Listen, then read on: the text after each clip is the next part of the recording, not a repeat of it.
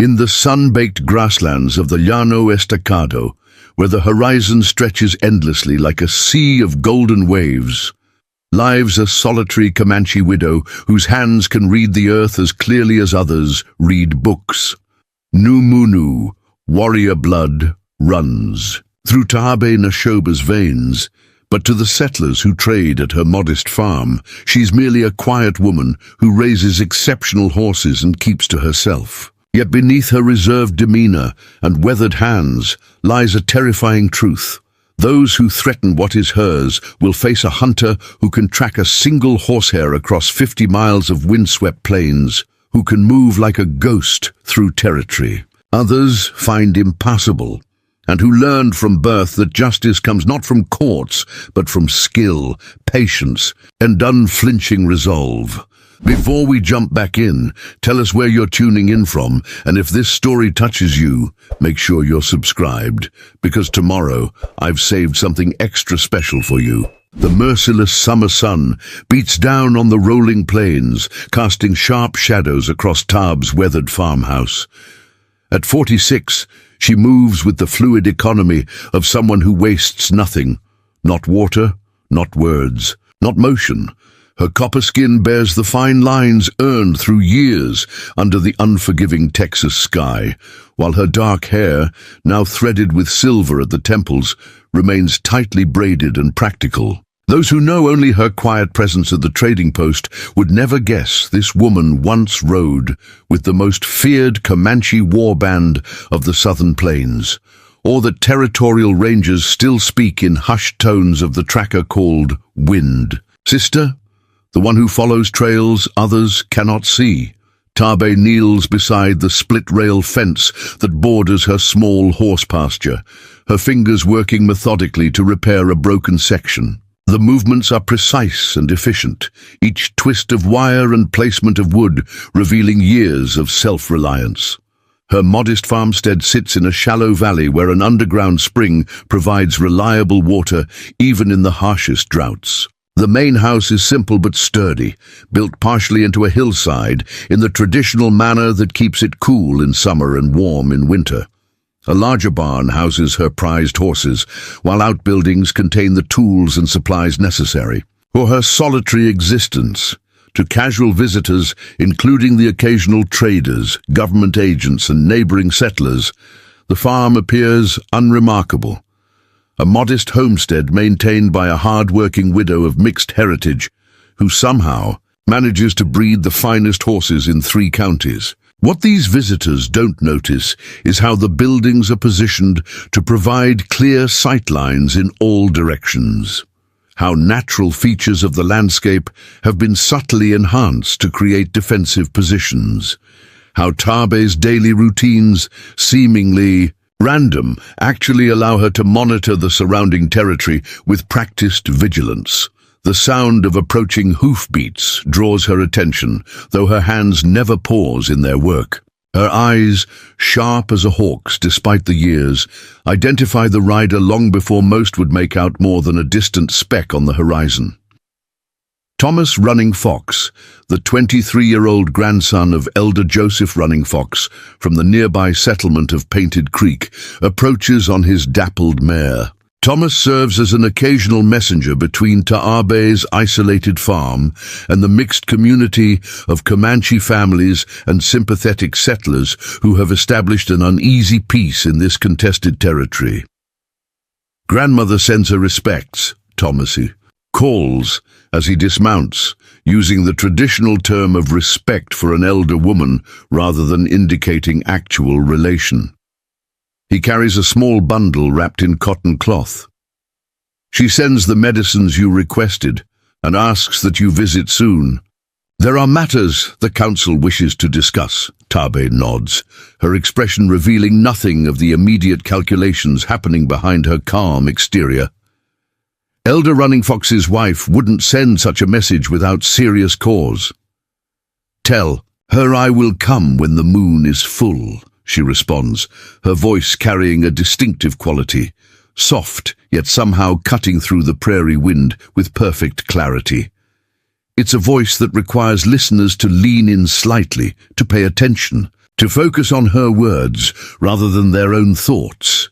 Thomas shifts uncomfortably, glancing around the farmstead before continuing. There have been strangers asking questions at Jackson's trading post, white men with expensive boots and cheap manners. They've been inquiring about water rights and property boundaries, particularly around the North Fork of the river. While continuing her fence repair, Taabe processes this information against patterns she has observed in recent weeks. Unusual dust clouds beyond the northern ridge, suggesting multiple riders moving with purpose rather than the random patterns of travelers or hunters. Strange tracks near her spring that indicated men on foot measuring distances.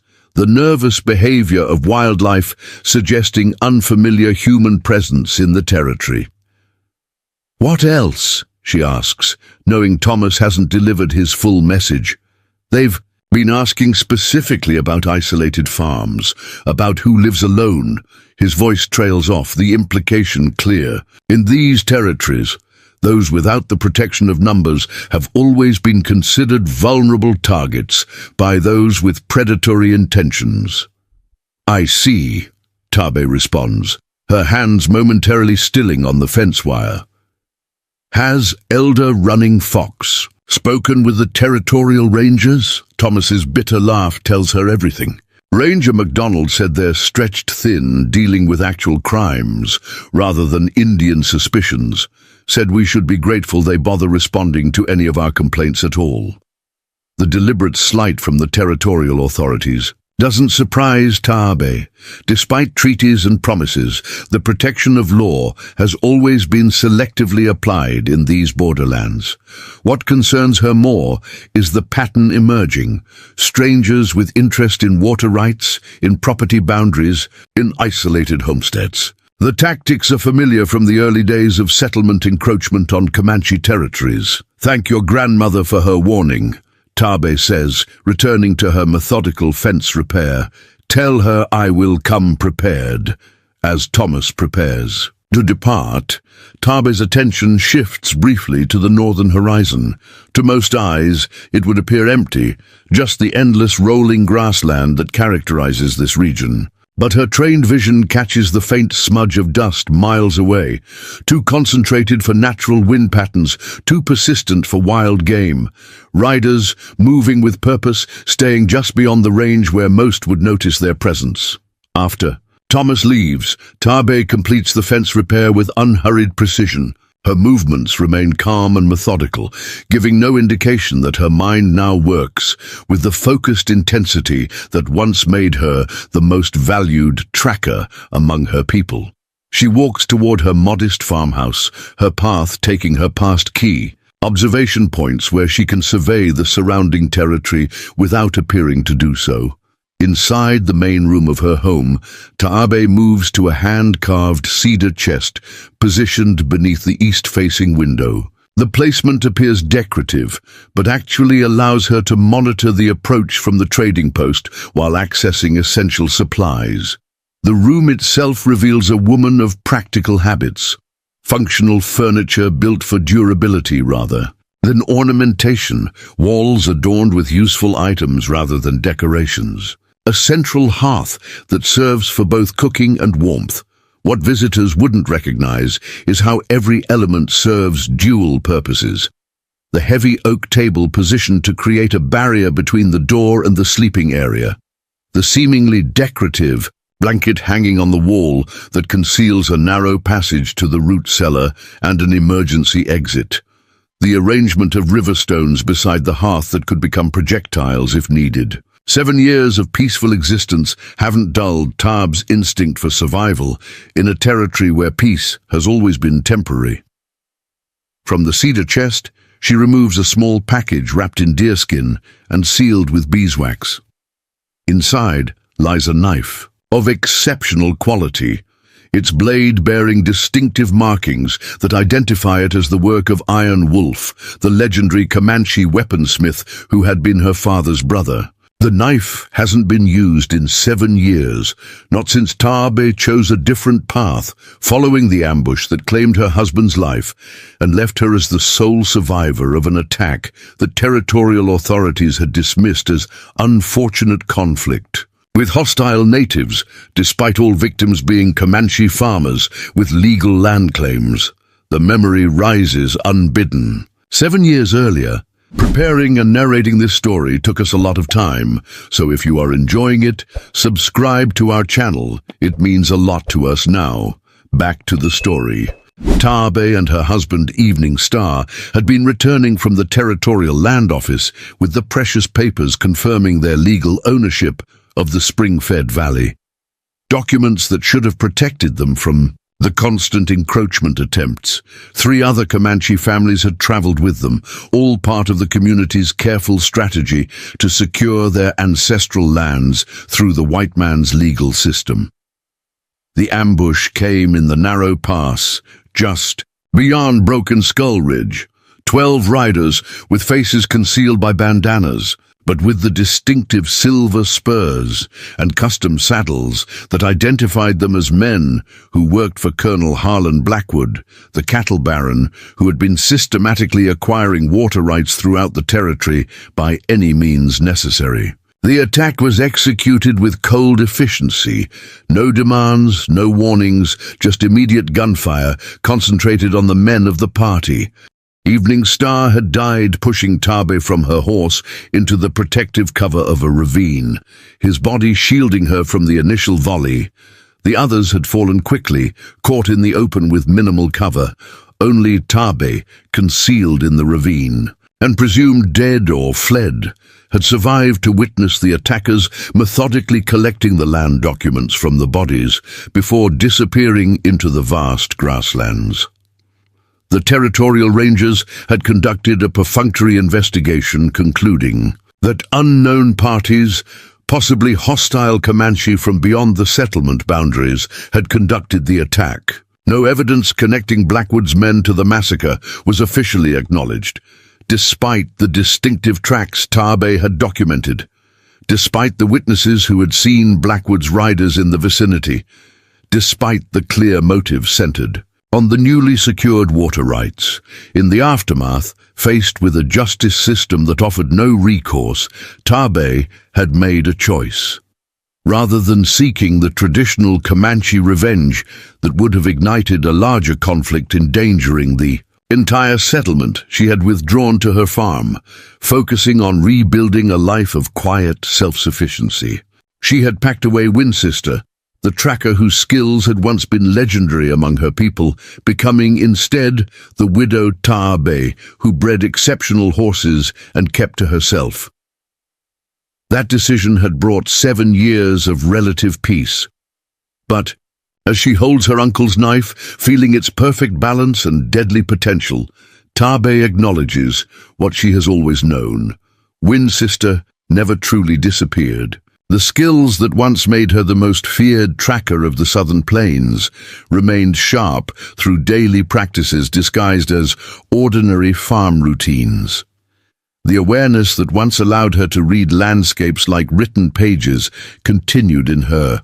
Careful observation of territorial patterns, the strategic mind that once guided war parties through seemingly impossible terrain, remained active in her constant assessment of threats and opportunities.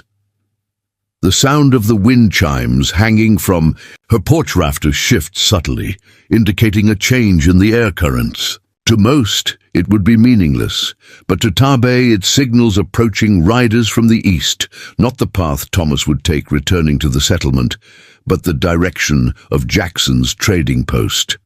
Moving with unhurried purpose, she returns, the knife to its hiding place, then positions herself at her work babel, where she appears to be sorting medicinal herbs gathered from the surrounding plains.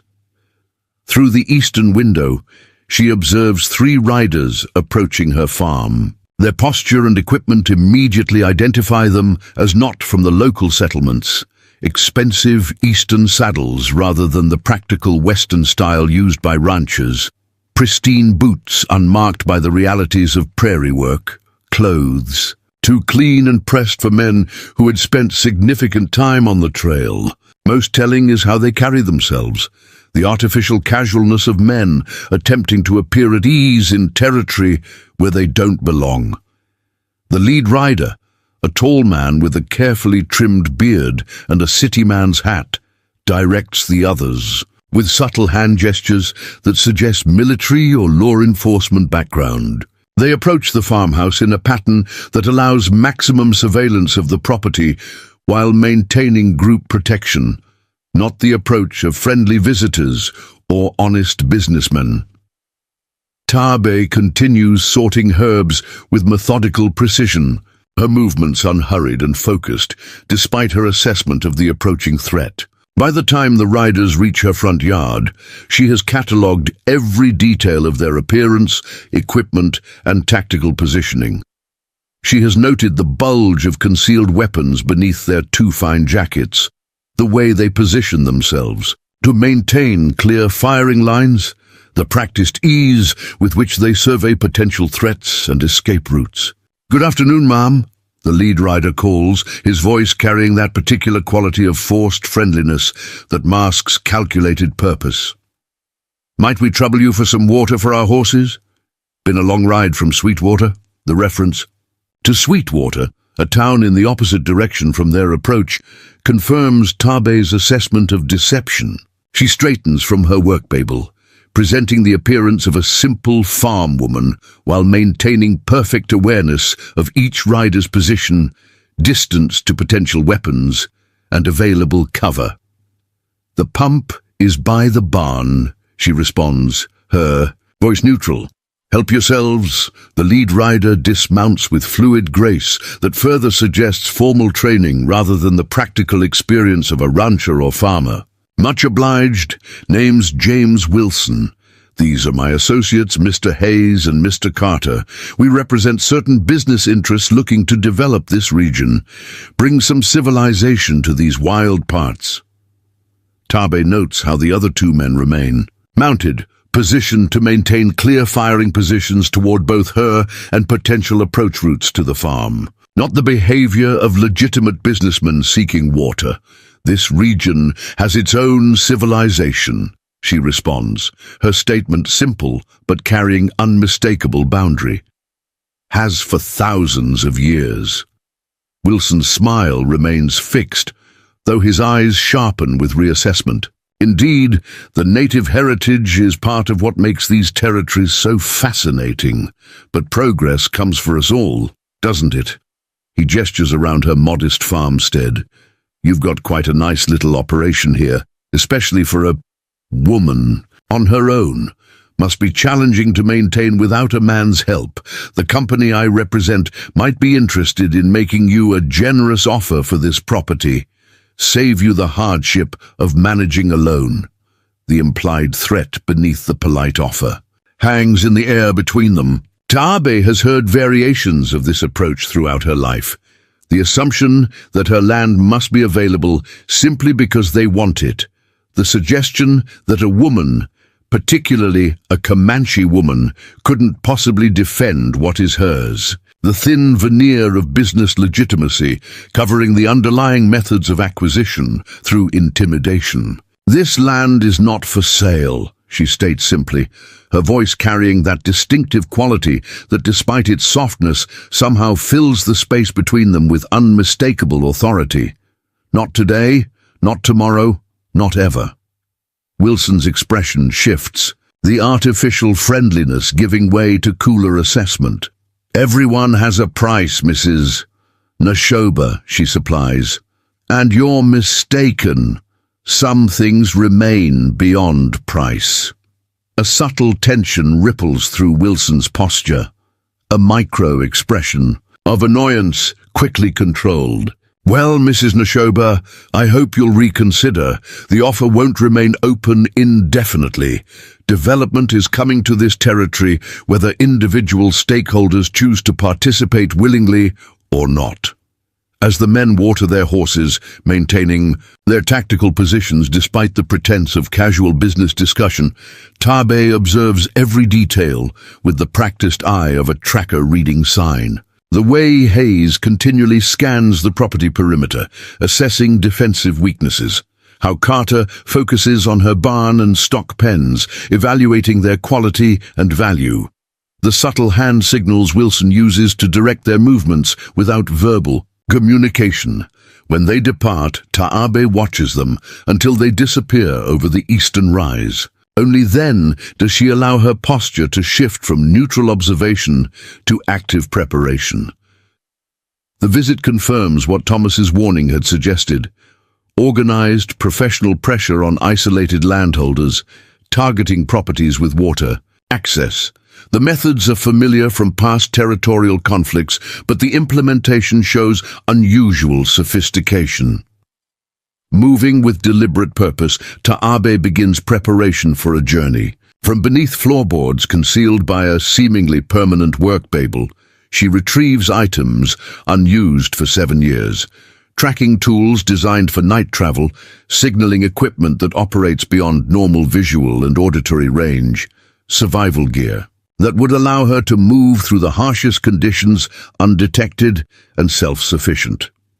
Most significant is a small wooden box, its surface carved with symbols meaningful only to those trained in the old ways. Inside lies a small pouch of pigments, earth tones, that once applied in specific patterns would transform a tracker into a living shadow within the landscape. Beside it rests a necklace of carved bone and specialized stones that traditional Comanche scouts wore concealed beneath their clothing, identifying them to allies when disguised for tracking operations. Taabe holds the necklace momentarily, feeling its weight like a memory given physical form. Then, with ceremonial deliberation, she places it around her neck, tucking it beneath her clothing where it rests against her skin, like a part of herself returned after long absence. 7 years ago, when the territorial justice system failed, her family and community, Taabe, had made the difficult choice to set aside Winchester in favor of a path that wouldn't escalate the conflict. She had chosen a future of isolated peace over a past of righteous vengeance. That choice had brought years of relative security for both herself and the fragile Comanche settlement at Painted Creek. Now, as strange men with hidden purposes threaten that hard-won peace, Taabe acknowledges the reality she has perhaps always known. Sometimes protection requires more than patience and paperwork. Sometimes survival demands the skills she was born to wield, the abilities passed through generations of warriors in her bloodline, the particular talents that once made. Territorial authorities speak the name Wind Sister with equal measures of respect and fear. As twilight settles across the plains, casting long shadows across her farmstead, Taabe Nashoba completes her preparations with the focused intensity of someone reclaiming an essential part of herself. Tomorrow, she will ride to the Painted Creek settlement as promised, but tonight she has different work.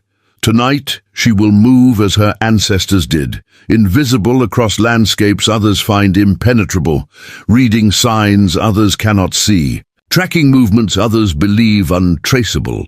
Tonight, Winchester returns to the shadows, not as a creature of vengeance, but as something both more ancient and more necessary, protector of her people, guardian of their water, defender of the land that holds the bones of her husband and the future of her community.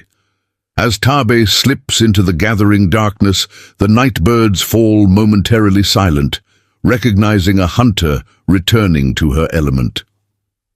7 years of peace have not dulled her skills, but sharpened her purpose. The strangers who threaten what is hers are about to discover why the old stories say you can hide from many things in these vast plains, from the law, from civilization, from your past mistakes. But you cannot hide from Winchester once. She has your scent.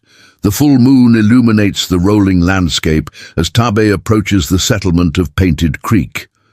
Unlike her daytime persona who rides openly along established trails, tonight she moves like water, finding the spaces between stones, her progress silent and nearly invisible despite the moonlight. She has spent the night tracking the movements of Wilson and his men, following their trail to a sprawling camp hidden in a secluded valley 10 miles north of her farm. What she discovered there transformed her concern into cold certainty. 28. Men, 12 supply wagons, heavy equipment disguised under canvas covers, surveying tools, blasting powder, armed guards positioned with tactical precision. This was no simple land speculation operation, but something far more organized and dangerous.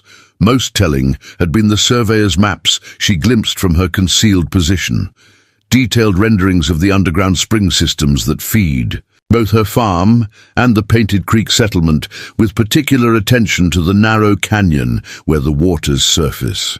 Painted Creek emerges from the darkness as Tabe approaches, a collection of structures that balance Comanche traditions with adaptations to changing times. Unlike many forced settlements, this community has managed to maintain sovereignty through a combination of legal maneuvering, strategic alliances with sympathetic settlers, and careful stewardship of its most precious resource, the creek, from which it takes its name, whose waters flow year-round, even in the harshest droughts. The settlement follows the traditional circular arrangement, with the central council house surrounded by family dwellings that expand outward according to relationship and function. Newer buildings constructed of timber and stone stand alongside traditional brush arbors and earth lodges. Gardens flourish in the fertile soil near the creek banks, while corrals hold horses that represent both practical transportation and the community's primary economic resource. As she approaches the council house, Tabe shifts her bearing to match her public identity, the reserved widow rather than the night tracker. She adjusts her clothing, ensuring the tracking paint she applied for night movement is concealed beneath her practical riding clothes. The bone necklace remains against her skin, hidden from view but reconnecting her to generations of protectors who came before. Elder Joseph Running Fox awaits her arrival, his weathered face revealing both his 92 years of life experience and the sharp intelligence that has helped guide the community through decades of transition and threat. Beside him sits his wife, Morning Light, whose knowledge of traditional medicine and quiet diplomatic skills have made her the community's spiritual center. Despite the late hour, several other community leaders have gathered, their expressions revealing the seriousness of the situation. "Wind Sister returns to us," Elder Running Fox says quietly, using her tracker name rather than her public identity, an acknowledgement that reaches beyond mere words to recognize the transformation she has undergone. "You have seen something in the night." Tabe nods, accepting both the recognition and the responsibility it carries. 28 men camped in Shadow Valley, armed and equipped for more than simple surveying. They have detailed maps of our water systems, blasting powder, and equipment for damming operations. She produces a small leather notebook, opening it to reveal detailed sketches of the camp layout, equipment positioning, and defensive arrangements. The precision of her documentation, completed in near darkness while maintaining perfect concealment, and demonstrates skills far beyond casual observation. Their leader is not the man who visited my farm. He remains at the camp, a tall man with military bearing, who the others address as Colonel. They deferred to his authority with the discipline of hired guns rather than business associates. Elder Running Fox exchanges glances with Morning Light, their unspoken communication reflecting decades of partnership in community leadership. "Blackwood," Morning Light says, naming the spectre that has haunted their community since the massacre 7 years earlier. "Colonel Harland Blackwood," Elder Running Fox confirms for the others present, the same man whose hired guns murdered Evening Star and the others when they returned with their land patents. The territorial courts dismissed the evidence then, claiming insufficient proof despite Winchester's tracking report. The name hangs in the air between them, carrying the weight of unpunished crimes and justice long denied. For Taabe, it triggers memories she has compartmentalized but never forgotten. Her husband's last breath as he shielded her from gunfire, the methodical way Blackwood's men had collected the legal documents from the dead, the territorial authorities. Deliberate blindness to evidence that implicated a powerful land baron. "He wants the water," says Calvin Trueshield, who serves as the settlement's representative in territorial matters. A man in his 50s who wears traditional braids alongside the white man's suit, Calvin has navigated the dangerous waters of territorial politics for decades. The new railroad spur to Fort Davis will need water sources. Whoever controls the underground springs can name their price to the railroad company. "Not just the water," Taabe responds, her quiet voice drawing them closer to hear her words. "The southern passage as well." The maps in their camp marked our canyon as the optimal route for the rail line, a natural corridor through hills that would otherwise require extensive blasting and construction. This information shifts the gathering's energy. The threat, expanding beyond water rights to the very existence of their settlement, which sits directly in the path of the proposed railway corridor. What had seemed a dispute over resources now reveals itself as potential erasure, the familiar pattern of progress consuming indigenous communities in its path. "We have legal title to these lands," Calvin Trueshield argues, though his expression reveals doubt beneath his words. "The territorial government recognized our claims 5 years ago. The treaty protections may be limited, but our water rights are documented and filed." Taabe meets his gaze directly. As were the patent's Evening Star and the others carried when Blackwood's men killed them. Papers offer poor protection against bullets. The harsh truth silences momentary optimism. Legal ownership has never provided true security for indigenous communities when powerful interests set their sights on valuable resources. The territorial courts have consistently favored development interests over treaty rights, finding technicalities and exceptions whenever necessary to advance what they call progress. "What do you propose, Winchester?" Elder Running Fox asks, the question acknowledging her transition from observer to active participant in the community's defense. Taabe considers, her response carefully, balancing strategic assessment with respect for the council's authority. Blackwood believes he faces isolated farmers and a small settlement with minimal defenses. His strategy depends on overwhelming force against targets he considers vulnerable and uncoordinated. She moves to the central fire, where embers provide both light and focus for the gathering. With a slender stick, she begins sketching in the earth, a tactical map that integrates landscape features with defensive positions.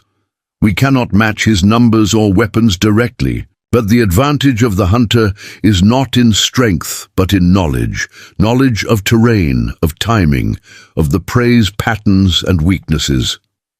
As the council discussion continues into the night, Taabe's tactical experience merges with the community's collective wisdom.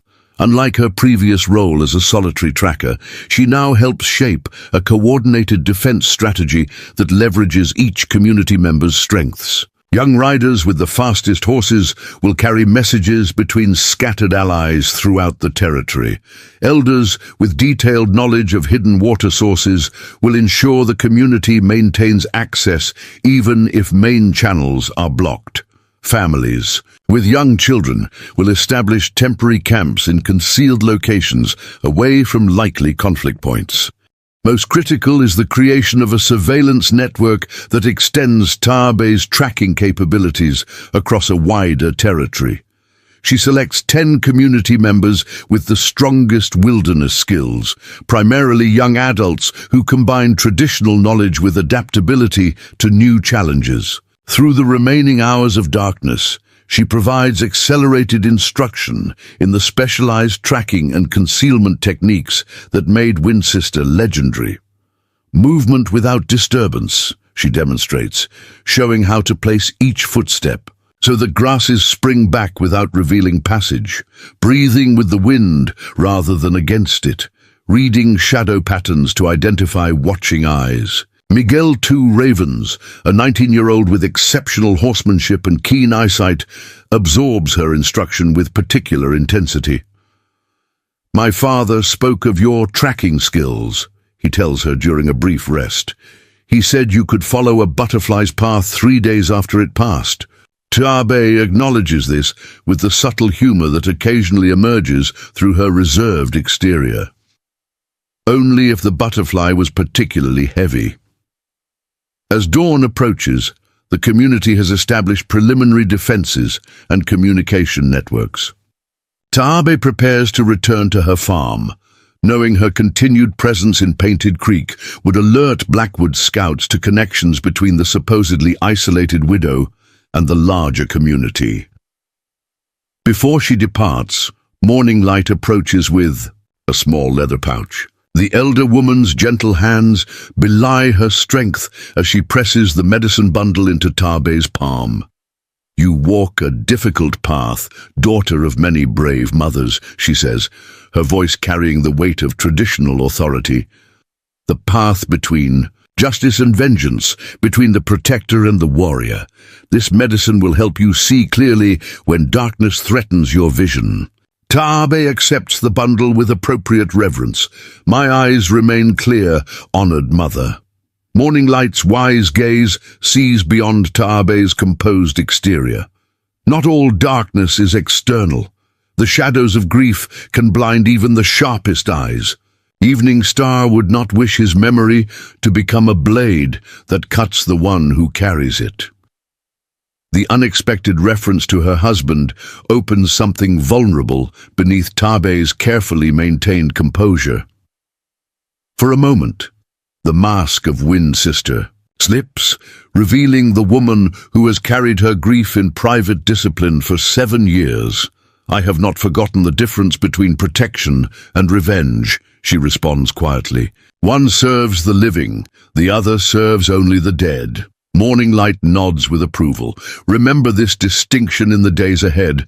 Blackwood and his men bring darkness, but you carry light from ancestors who understood that survival sometimes requires terrible strength used with perfect discipline." As Taabe rides away from Painted Creek, taking an indirect route that would confuse any watching eyes, the eastern horizon brightens with approaching dawn. She adjusts her path to utilize natural features that provide concealment: shallow arroyos, stands of mesquite, the long shadows of rock formations that obscure her silhouette against the lightening sky. 3 miles from her farm, she detects subtle signs that alert her trained awareness. Disturbed gravel at a stream crossing, bent grass stems showing passage within the past few hours. The distant agitation of prairie birds indicating human presence where there should be none. Someone has visited her property during her absence. Rather than approaching directly, Taabe circles wide, establishing a concealed observation position that provides clear sightlines to her farmstead. Through the rising morning mist, she confirms her suspicion: 2 riders maintaining surveillance from the ridge opposite her house, their position selected for optimal observation while remaining beyond normal detection range. The distinctive saddle gear identifies them as Blackwood's men, likely monitoring her movements to assess potential resistance to their operations. The tactical situation clarifies in her mind with cold precision. Blackwood has already begun mapping resistance points, identifying individuals who might challenge his plans. Her farm's strategic location, controlling a key water access point, has made her an early target for surveillance and likely intimidation. Taabe weighs her options with the calculated assessment that once made her the most valued tactical advisor among her people. Direct confrontation would reveal capabilities she needs to keep hidden until more critical moments. Attempting to evade the watchers might succeed short-term, but would alert them to her awareness of their presence. The most effective approach combines apparent normalcy with controlled information management, appearing to be exactly what they expect while gathering intelligence they don't realize she possesses. She approaches her farm along the main trail, her posture and pace matching what would be expected of a woman returning from a community visit, neither hurried nor particularly vigilant. Nothing in her bearing reveals her awareness of the watching eyes or the night's activities. She tends to her horses, maintains her garden, and performs the routine tasks of farm maintenance with practiced consistency that reveals nothing of her heightened tactical alertness. Through subtle observation techniques developed over decades of tracking, she monitors the watchers without appearing to notice their presence. Their position, equipment, patrol timing, and communication patterns all provide valuable intelligence about Blackwood's larger operation. Most telling is their discipline.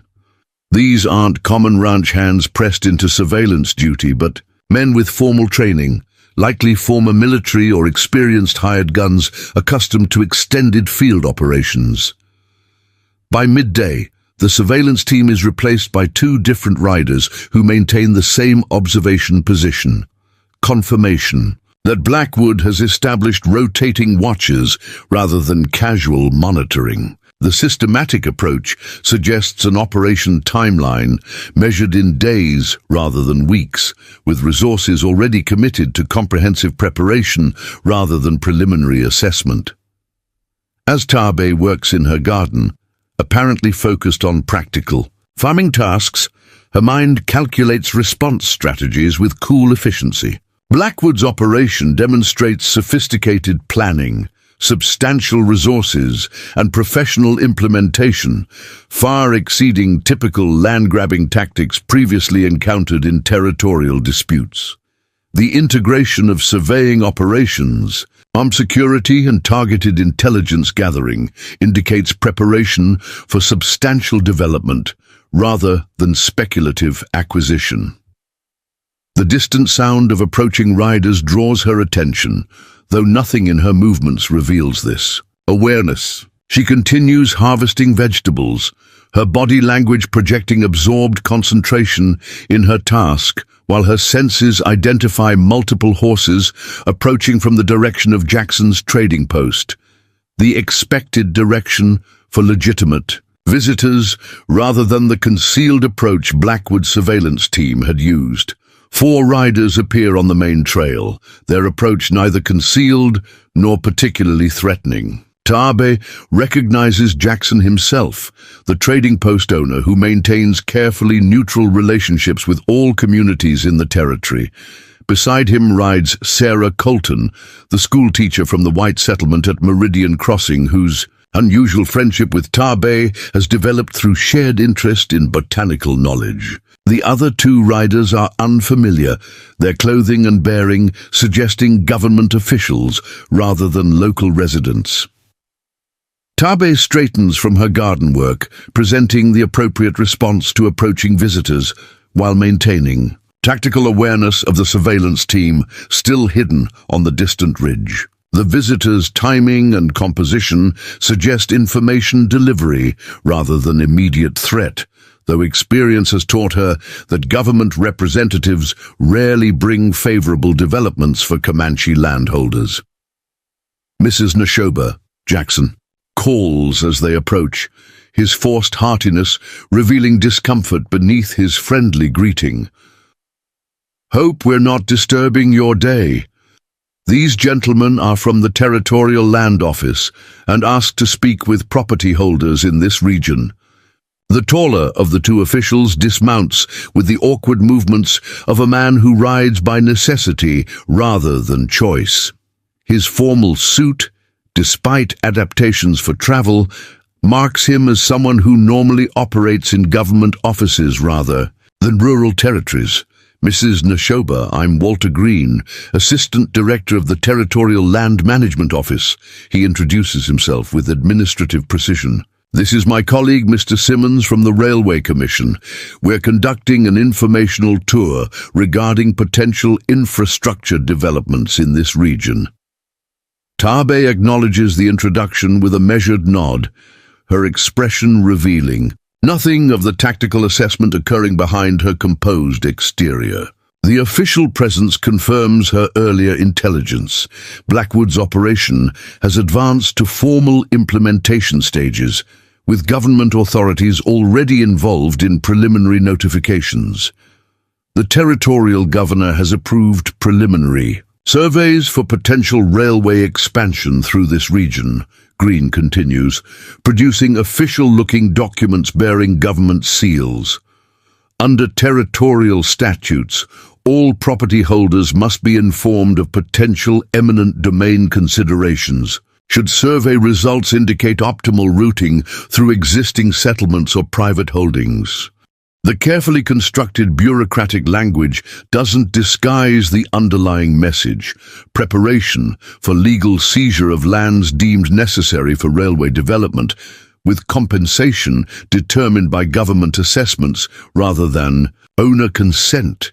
It's a familiar pattern in territorial expansion, where indigenous land rights consistently yield to development interests, regardless of legal documentation or prior agreements. These notifications are purely informational at this stage, Green adds, with administrative detachment that ignores the human implications of his words. No final determinations have been made regarding specific routing or property impacts. Sarah Colton watches this exchange with the sharp observation of an educated woman who has witnessed similar processes unfold in other territories.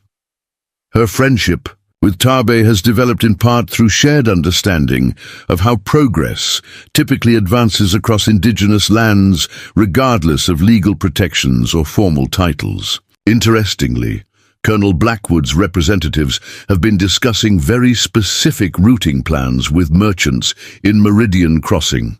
Sarah interjects, her direct approach contrasting with Green's bureaucratic vagueness. They've been showing maps with detailed railway corridors that appear to run directly through both Painted Creek Settlement and several independent farms in this region. Green's expression tightens at this information, revealing the gap between official procedures and actual implementation.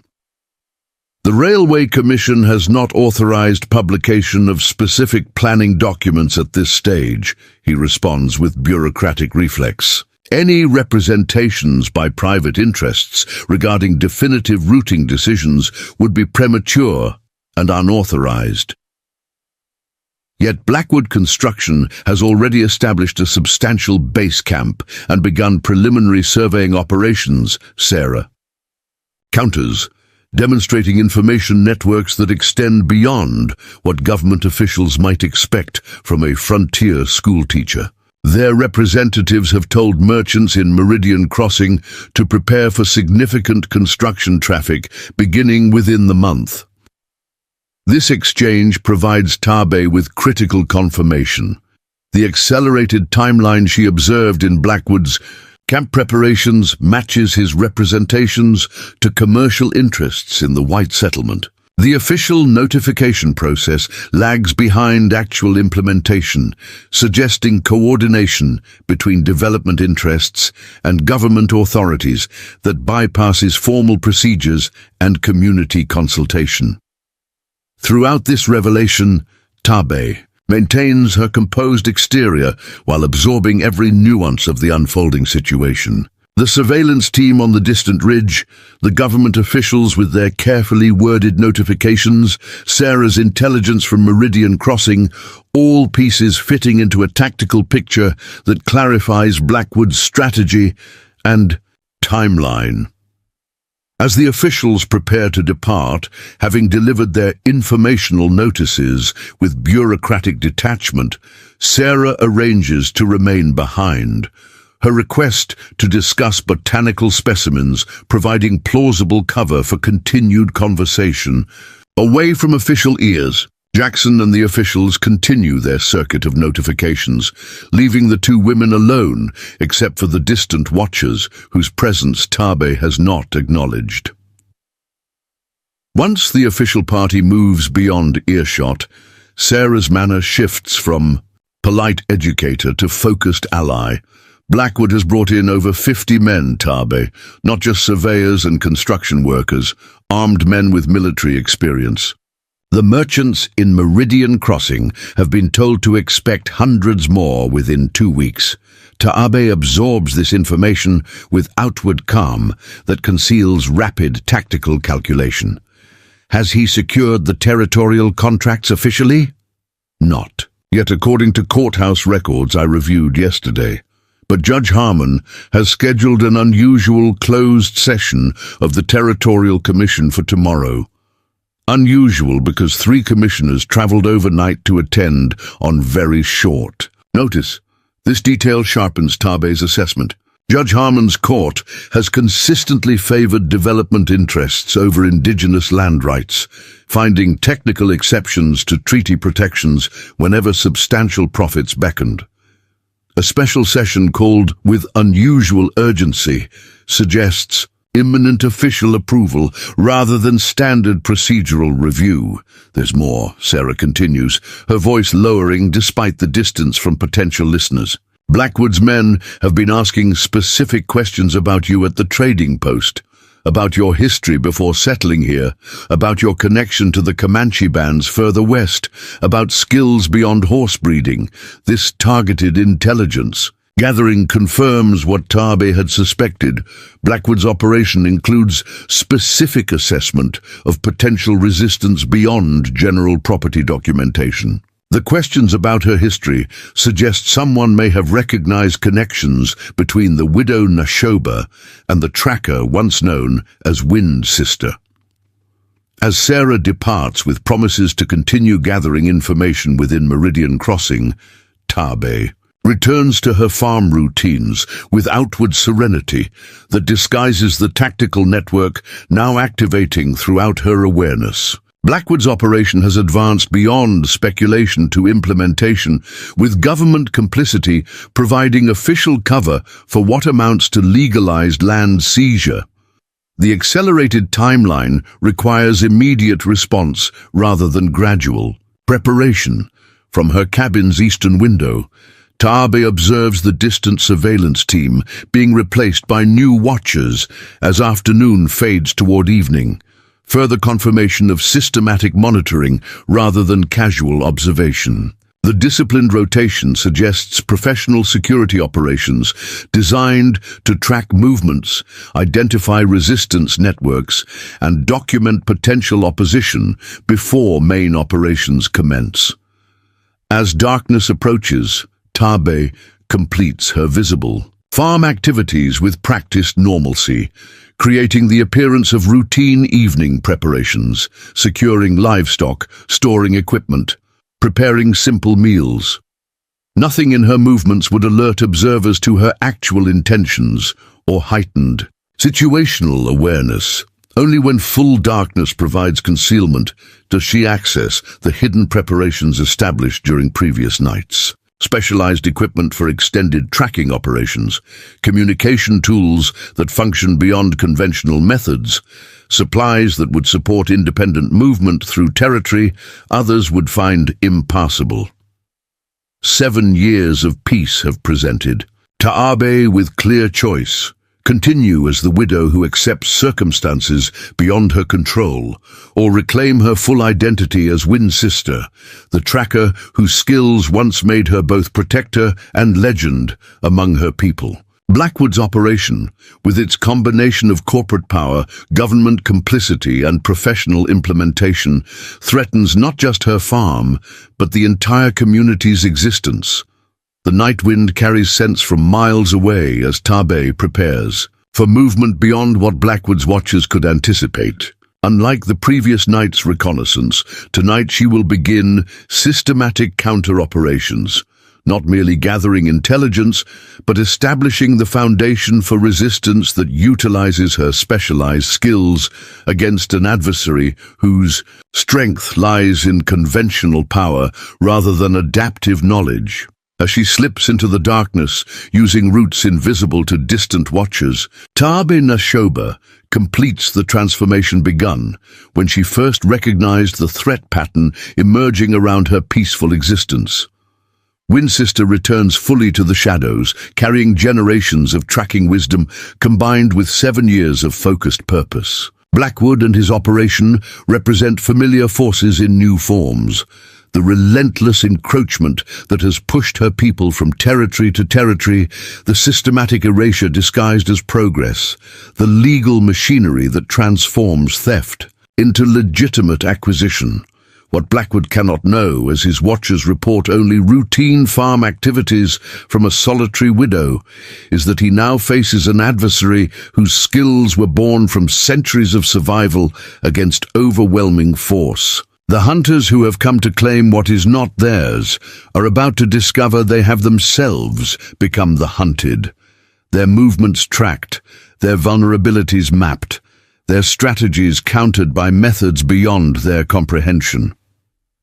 The Rustlers, who believe they face only a Comanche widow with a modest farm, are about to encounter Windsister, she who tracks without rest, who moves without trace, who turns strength into vulnerability and territory into trap.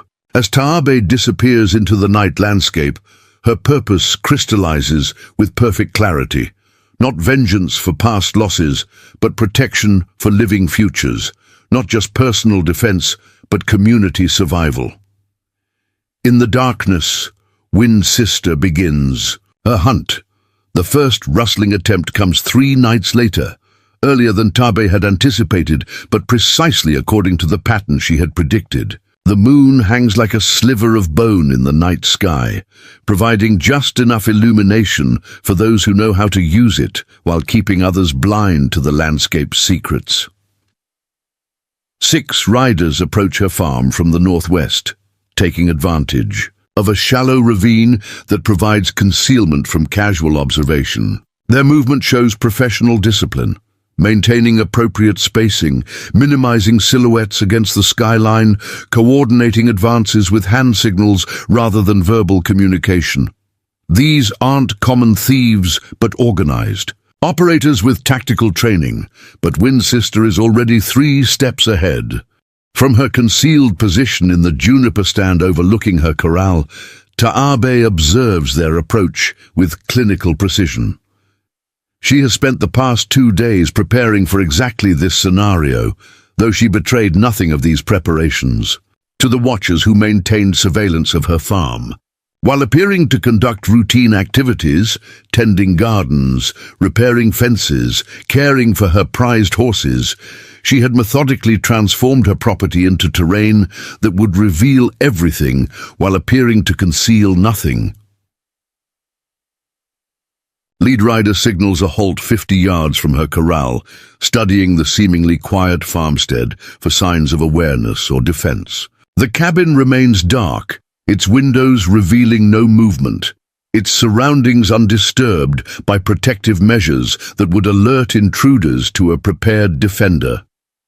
To trained observers, the scene presents the perfect target. Isolated, vulnerable, unprepared, only someone with Windsister's perception would notice the subtle alterations she has implemented throughout her property. The strategically loosened rails in the fence that would direct intruders toward specific approach routes. The carefully arranged stones that would reveal disturbance patterns, invisible to untrained eyes. The altered feeding patterns that have positioned her most valuable horses in unexpected locations while leaving decoys in their usual stalls. The riders advance with coordinated precision, 2 men maintaining perimeter watch while 4 approach. The corral with ropes prepared for quick capture. Their movement patterns confirm Taabe's suspicions. These aren't opportunistic rustlers, but professionals executing a planned operation with specific targets. Their equipment, timing and tactical approach all indicate connection to Blackwood's larger strategy rather than independent criminal activity. What they cannot know is that they are moving through a landscape that has been reading their every movement, their every decision, their every vulnerable position since they crossed onto Taabe's land. The Wind Sister hasn't just prepared defensive positions, but has transformed the entire property into an intelligence-gathering environment where every disturbance tells a story, every choice reveals information, every tactical decision provides confirmation of underlying purposes. When the intruders reach the corral, they find exactly what they expect. Valuable horses seemingly unprotected by anything more than standard fencing. What they don't realize is that the specific horses they target, the distinctive Pinto stallion and two painted mares that represent Taabe's most valuable breeding stock, are precisely the animals she anticipated they would select. Their choices confirm intelligence patterns she has been tracking through multiple information sources. "Take the painted ones and the Pinto," whispers the lead rustler, his voice carrying clearly to Taabe's position despite his attempt at silence. "Leave the others. We're not common thieves." This instruction provides final confirmation, not a general rustling operation, but targeted acquisition of specific animals. Not random criminal opportunity, but calculated strike against selected assets. Not independent action, but coordinated implementation within a larger strategy. As the men lead her horses from the corral, Taabe remains motionless in her concealed position, making no attempt to intervene directly. Her strategy extends beyond immediate defense to comprehensive intelligence gathering. Understanding this operation's connection to Blackwood's larger objectives requires observing its complete implementation rather than disrupting its initial stages. The rustlers mount up, leading Taabe's horses with professional efficiency, clearly satisfied with the operation's apparent success. They depart along a different route than their approach, a standard tactic to complicate potential pursuit. Their confidence is evident in their relaxed postures and increased pace, the hallmarks of operators who believe they've completed a successful mission without opposition.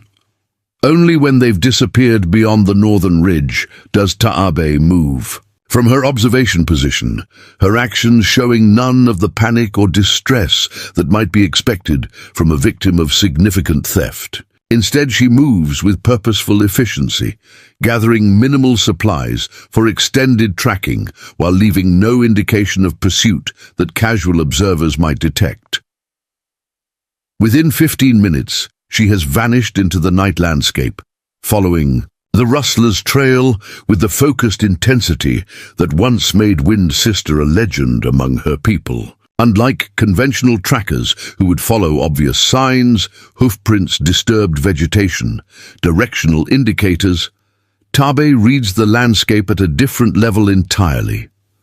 The subtle compression patterns that reveal weight distribution and rider experience, the microscopic disturbances in morning dew that indicate passage timing, the almost imperceptible alterations in night insect sounds that create an auditory map of recent disturbances.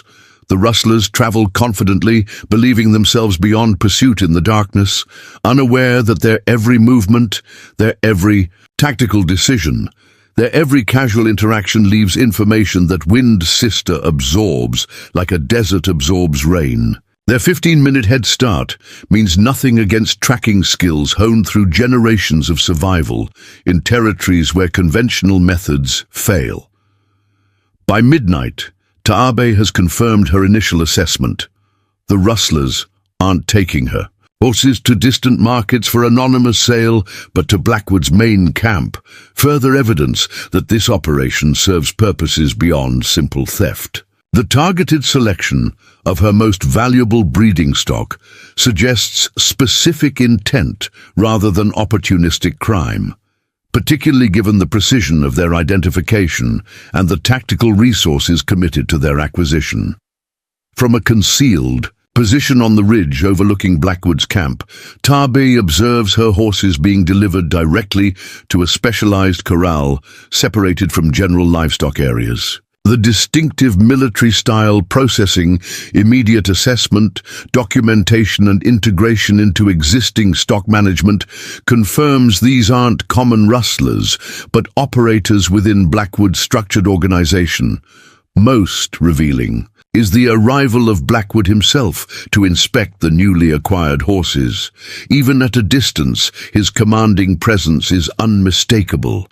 The formal military bearing, the precise gestures that expect immediate compliance, the focused attention that evaluates assets with cold efficiency rather than appreciation. Despite the late hour, he examines each horse with methodical thoroughness, giving particular attention to the Pinto stallion, whose distinctive markings make him instantly recognizable throughout the territory.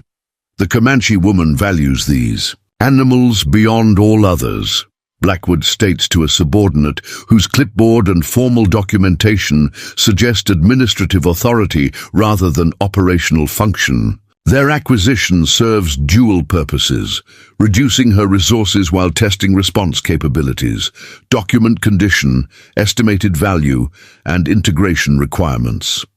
This confirmation transforms Tarbé's tactical understanding of the rustling operation. Not mere theft, but calculated strategy, testing security, evaluating response, assessing capabilities while simultaneously reducing resources that might support resistance. The approach reveals Blackwood's professional background and methodical implementation.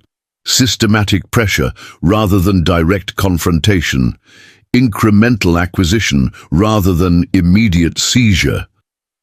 Rather than attempting immediate recovery, which would reveal capabilities better kept hidden until more critical moments, Tarbé continues systematic intelligence gathering throughout the night. She documents camp layout, security patterns, communication systems, and command structures, each element providing crucial information for countering Blackwood's larger strategy beyond this initial incursion. Most valuable is the insight gained into Blackwood himself, not the distant figure of past trauma, but a current operational adversary whose methods reveal both capabilities and vulnerabilities. His military precision demonstrates formal training and systematic implementation. His command presence confirms authority based on competence rather than mere position. His attention to documentation reveals an adversary who operates through systems rather than impulse. Yet within these strengths, Tarbé identifies exploitable patterns. Blackwood's confidence in conventional security creates blind spots in non-traditional approaches. His reliance on hierarchical command structures establishes potential disruption points through targeted intervention. His systematic methodology creates predictability that alternative strategies can anticipate and counter. Dawn approaches as Tarbé completes her intelligence gathering, the eastern sky beginning to lighten with the first suggestions of morning. Rather than withdrawing immediately, she maintains her observation position long enough to document the camp's transition from night to day operations. The shift changes, the communication protocols, the command transitions that reveal organizational structures beyond what night observation alone would provide. Only when she has absorbed every available detail does she begin her withdrawal, moving with the ghost-like silence that earned her tracking name. Her route takes her not back toward her farm, which Blackwood's surveillance would expect, but toward Painted Creek settlement through concealment pathways that no conventional tracker could follow or detect. The community awakens to find Winsister waiting at the council fire, her presence revealing nothing of the night's extensive activities. Elder Running Fox joins her with the dignified deliberation of traditional leadership, his assessment immediately, recognizing that significant developments have occurred despite her composed exterior. Blackwood tests our strength through measured incursions, she reports without preamble, her concise assessment reflecting both traditional communication patterns and operational efficiency. 6 men took my 3 most valuable horses during the night, not as common rustlers, but as organized operators delivering assets directly to Blackwood's main camp. Rather than expressing outrage at this violation, Elder Running Fox absorbs the information with the measured evaluation of experienced leadership. He seeks to understand our response capabilities before committing to larger operations, and to reduce resources that might support resistance, Taabe confirms. The pattern suggests systematic pressure rather than immediate confrontation, testing boundaries, evaluating reactions, identifying vulnerabilities before implementing primary objectives. As community members gather around the council fire, Taabe provides detailed briefing on Blackwood's operation: camp structure, personnel, numbers, equipment capabilities, security patterns, command organization. Her precise documentation, completed during night observation under minimal visibility conditions, demonstrates tracking skills that transcend conventional capabilities. Miguel Two Ravens, who has emerged as the most promising student of Taabe's tracking instruction, studies her terrain sketches with focused attention. You mapped their entire security rotation from one night's observation. Security patterns reveal organizational structure, Taab explains, her teaching methods integrating traditional knowledge with tactical application. Night operations demonstrate preparation levels and personnel quality more accurately than daytime activities. Command transitions identify decision points within hierarchical systems. This exchange represents not merely information sharing, but capability development, transferring generations of tracking wisdom into contemporary application against modern threats. Unlike conventional military instruction focused on weapon systems and direct confrontation, Winsisters' approach emphasizes understanding adversaries through environmental interaction, identifying patterns invisible to untrained observation, exploiting informational advantages rather than material resources. The council discussion shifts from assessment to response, tactical options varying between traditional perspectives and contemporary adaptations. Some advocate immediate recovery operations to retrieve stolen property and demonstrate defensive capabilities.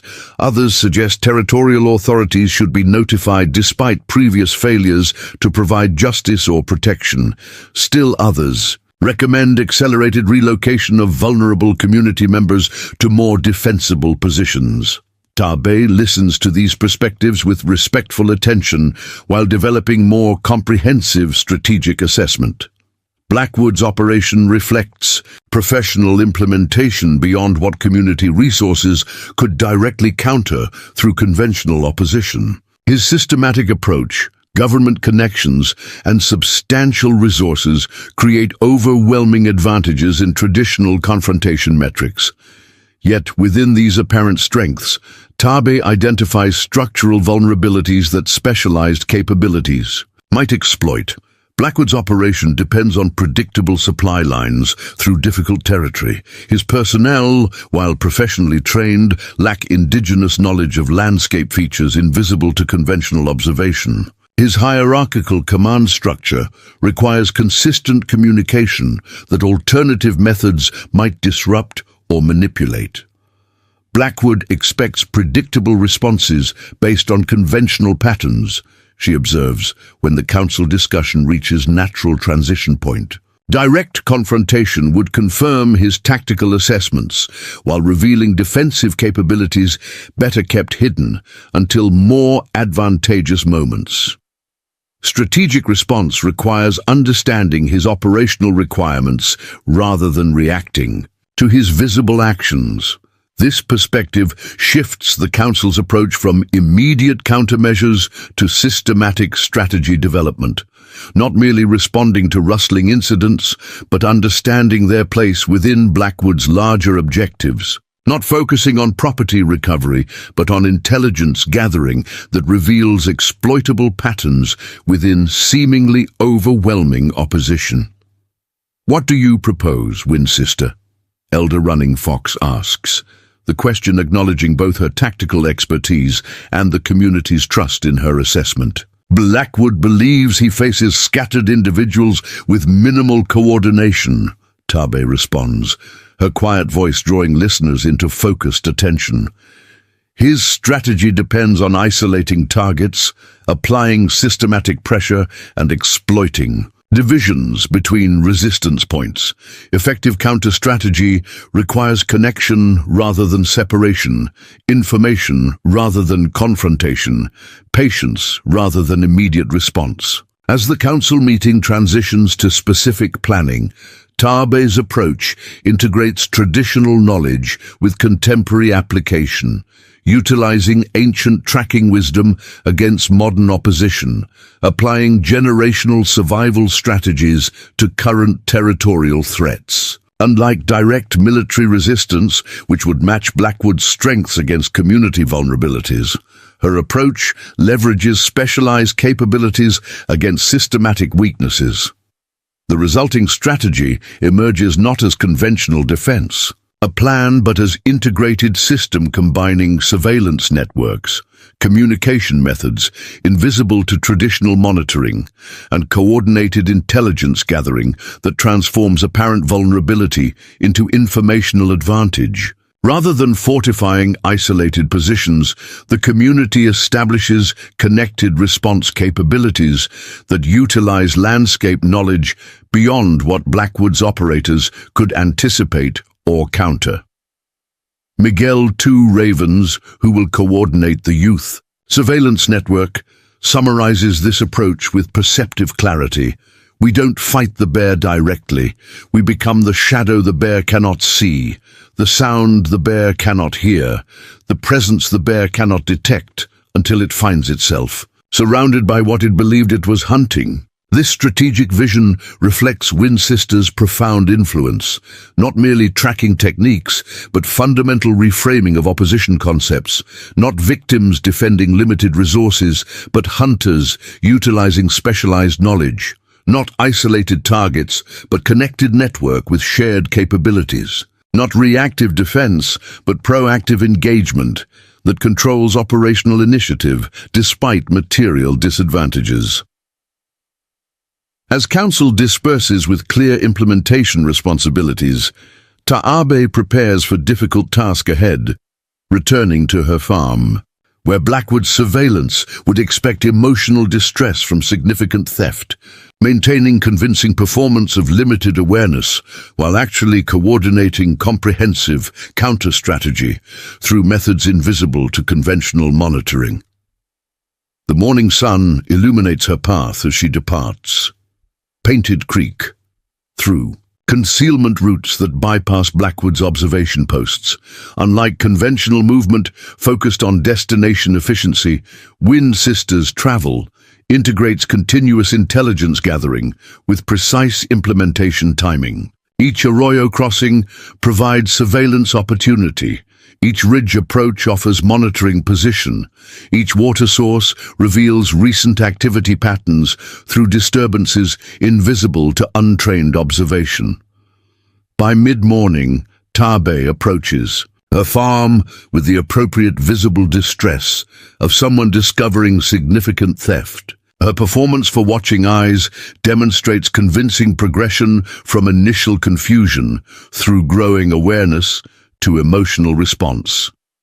Nothing in her movements or reactions reveals her complete knowledge of the rustling operation, her night tracking of the stolen horses, or her strategic coordination with community defense networks. To Blackwood's watchers, still maintaining surveillance from concealed positions around her property, her activities present exactly the expected pattern.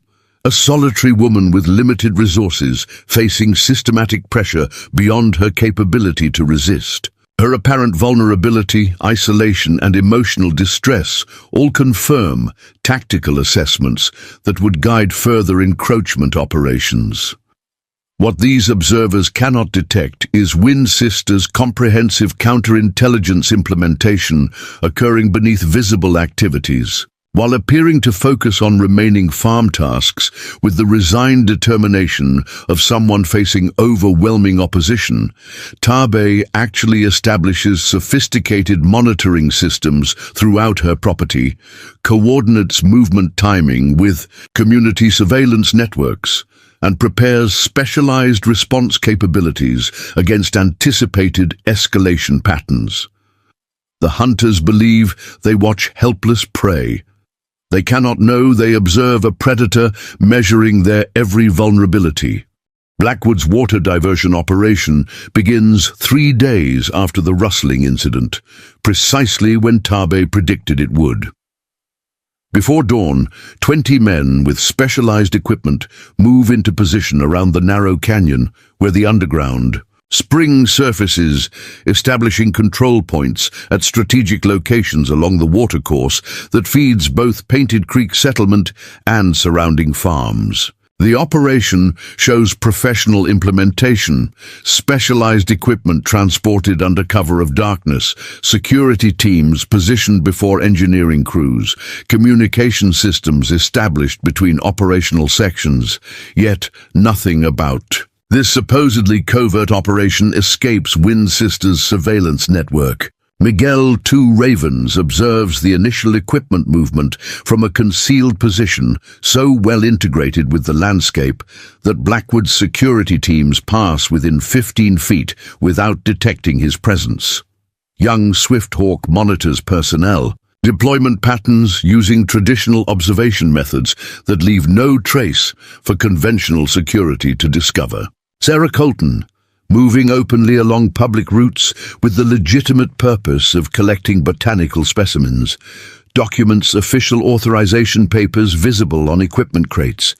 Each intelligence element flows through communication channels, beyond what Blackwood's monitoring could detect, patterns of smoke signals that appear identical to morning cooking fires, hunting calls that sound like natural wildlife, message carriers using ancient travel routes invisible to those without. Generational knowledge of the territory. By mid-morning, Tabe has comprehensive understanding of the operation's scope, capabilities and vulnerabilities, despite never leaving her farm where Blackwood's surveillance continues, recording her apparently routine activities. The diversion structure itself reveals Blackwood's ultimate intentions more clearly than any intelligence report could. The engineering design doesn't simply redirect water for construction purposes, but establishes permanent control infrastructure, concrete, foundation footings, steel reinforcement frameworks, heavy machinery positioning for long-term operational capacity. This isn't temporary resource utilization, but permanent appropriation, not just railway construction support, but fundamental territorial acquisition through water control. He's damming the entire watershed, Calvin Trueshield reports during the Emergency Council gathering at Painted Creek. Not just diverting flow for construction needs, but establishing permanent control infrastructure. Their engineering team is installing foundation systems designed for decades of operation, not temporary project support. Elder Running Fox absorbs this assessment with the grave understanding of someone who has witnessed generations of incremental dispossession. Without water access, our legal land titles become meaningless. Papers that supposedly protect our territory are worthless if the resources that make it habitable are controlled by others. The Territorial Water Commission approved the project. Yesterday, Sarah Colton adds, her position as school teacher in Meridian Crossing, providing access to government communications invisible to Indigenous community members. Judge Harmon signed the authorization without public hearing or community notification. The paperwork was processed through a special administrative session closed to public observation. This confirmation of government complicity transforms the tactical situation from resource dispute to existential threat, not just challenging community assets, but undermining foundational survival requirements. Without water access, the legal land rights secured through years of careful navigation of territorial systems become hollow protection of uninhabitable territory. Yet amid this sobering assessment, Tabe identifies the operational vulnerability that specialized capabilities might exploit. Blackwood's water diversion depends on physical infrastructure vulnerable to environmental conditions he cannot fully control. His engineering implementation requires stable construction conditions that specialized knowledge might disrupt. His security operations focus on conventional approaches visible to traditional monitoring rather than indigenous methods invisible to standard surveillance. Blackwood controls the visible waterways, she observes, her quiet voice drawing listeners into focused attention. But not the underground springs that feed them. His engineers understand surface water management, but not the subterranean systems our ancestors mapped through generations of territorial knowledge. This perspective shifts the Council's understanding from apparent defeat to potential advantage, not opposing Blackwood's overwhelming resources directly, but utilizing specialized knowledge he cannot access or counter, not fighting for visible water control, but activating alternative sources invisible to conventional assessment, not reacting to crisis, but implementing prepared contingencies developed through generations of survival experience. The resulting response strategy emerges, not as desperate resistance, but as coordinated implementation, combining traditional knowledge with contemporary application. While maintaining appearance of crisis response to preserve tactical surprise, the community activates water management systems developed through centuries of drought survival. Ancient wells concealed from outside observation are reopened using methods that leave no visible evidence of activity. Underground water channels documented through generational mapping are cleared using techniques invisible to surface monitoring. Alternative springs beyond Blackwood's operational awareness are prepared for community access through routes that bypass his security perimeters. Miguel Two Ravens, whose exceptional tracking abilities have made him Wind Sister's most promising student, summarizes this approach with perceptive clarity. Blackwood believes water flows only where his engineers can see it. Our advantage lives in what remains invisible to those who read only surface patterns without understanding the deeper systems beneath them.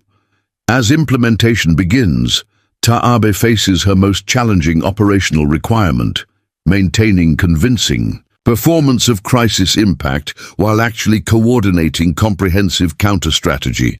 Her farm's location directly downstream from Blackwood's diversion operation makes her water access among the first affected by his engineering implementation.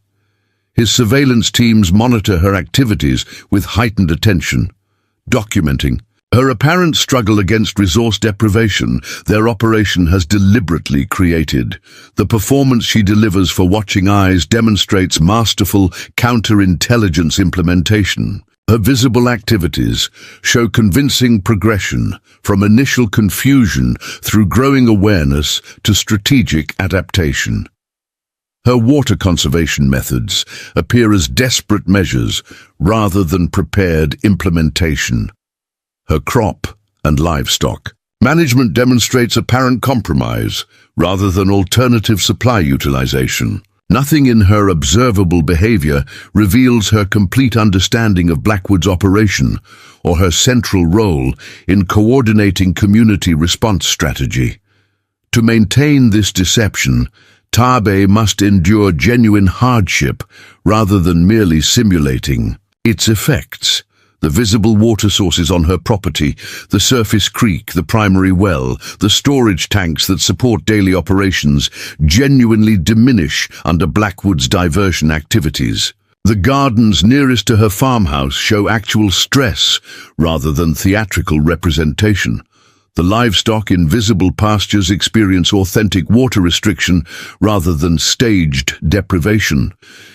This commitment to operational authenticity represents Wind Sister's extraordinary discipline, accepting actual hardship to maintain deception integrity rather than compromising tactical effectiveness through performance inconsistencies. Understanding that Blackwood's assessment includes detailed documentation of stress indicators beyond what simple acting could simulate, she endures genuine difficulties while implementing alternative solutions through methods invisible to conventional surveillance. 5 days into the water diversion operation, Wilson returns to Taub's farm. Unlike his previous visit with multiple riders maintaining tactical positioning, he arrives alone with the calculated approach of someone offering assistance rather than threat.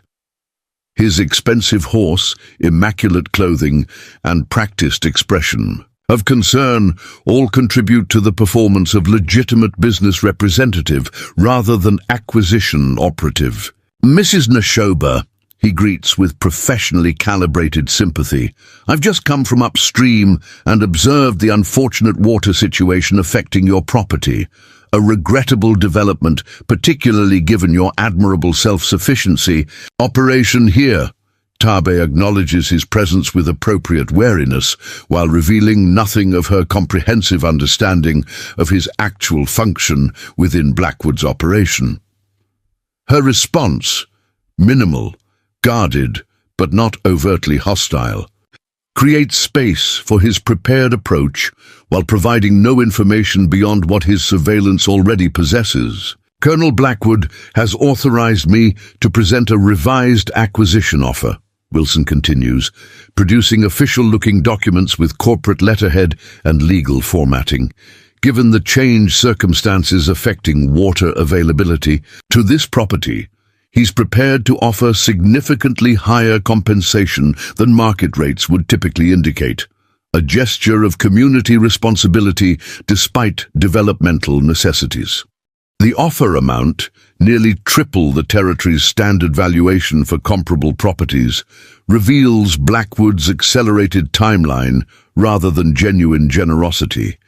The preparedness of formal documentation, complete with territorial approval, stamps and legal certifications, demonstrates pre-arranged government complicity rather than responsive accommodation. The specifically tailored terms addressing Tabe's particular situation indicate targeted acquisition rather than general purchasing. Program.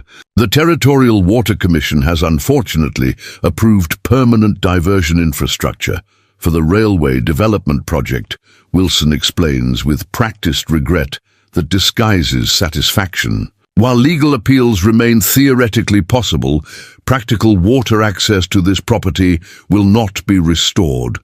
Colonel Blackwood's offer represents rare opportunity to receive substantial compensation for land that has diminished in practical utility. This combination of implied threat, bureaucratic inevitability, and financial inducement represents classic displacement tactics refined through decades of territorial acquisition operations. The approach depends on target isolation, resource deprivation, and apparent legitimacy, creating conditions where surrender seems rational while resistance appears futile. What Wilson cannot recognize through his professional assessment is that the woman evaluating his proposal is not the vulnerable target his intelligence has identified, but Wind's sister, measuring his tactical approach for exploitable patterns. Behind her carefully composed expression of concerned evaluation, Tabe catalogues every element of his presentation: document formatting indicating preparation timeline, approval stamps revealing authorization protocols, specific language choices, demonstrating coordination between corporate interests and government authorities. "I'll need time to consider such an important decision," she responds with convincing uncertainty that reveals nothing of her actual strategic assessment. "This has been my home for many years. Such changes require careful thought."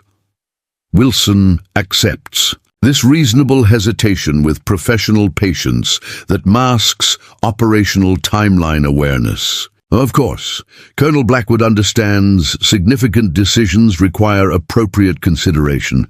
He's authorized me to leave these documents for your review and return in 3 days for your response. This specific time frame provides crucial confirmation of Blackwood's operational schedule, not arbitrary negotiation timing, but coordinated implementation sequencing. The 3-day deadline aligns precisely with intelligence from other sources indicating accelerated construction preparations, governmental approval processing, and resource acquisition operations throughout the territory. After Wilson departs, Taabe maintains her observable routines with methodical consistency, while actually conducting comprehensive document analysis beyond what conventional surveillance could detect. The acquisition papers, seemingly standard territorial transaction forms, contain subtle irregularities that reveal crucial operational information, approval dates preceding public announcement, authorization signatures from officials without jurisdictional authority, implementation schedules corresponding with military-style operational timelines rather than standard construction sequencing.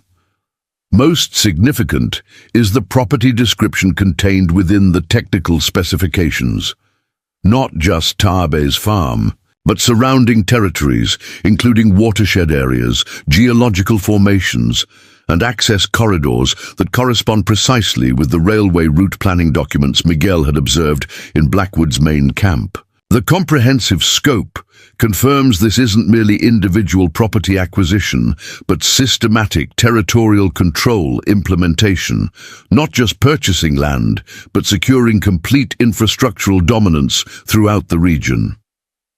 That evening, as darkness provides concealment from Blackwood's surveillance, Taabe slips away from her farm through ancient travel routes invisible to conventional tracking. Her journey to Painted Creek follows water paths beneath the surface, utilizing cave systems and underground channels documented through generations of indigenous knowledge, but absent from any territorial survey or government mapping. These subterranean routes, developed through centuries of both ceremonial practice and practical necessity, provide movement capabilities beyond what Blackwood's security operations could monitor or intercept.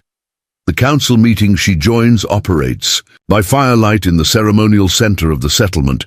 Community leaders gathered to integrate intelligence from multiple sources into comprehensive response strategy. Unlike conventional crisis meetings focused on immediate threat reaction, this gathering demonstrates systematic implementation of prepared contingencies, not panic-driven improvisation, but measured activation of generational survival knowledge. Adapted to current circumstances, Taabe presents Wilson's acquisition documents alongside her detailed analysis, the combined intelligence transforming separate information elements into integrated operational understanding.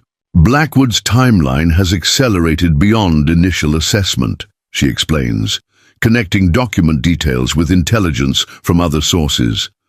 The acquisition offers water diversion implementation, and railway construction preparation all indicate coordinated operation with government authorization already secured through non-standard procedures.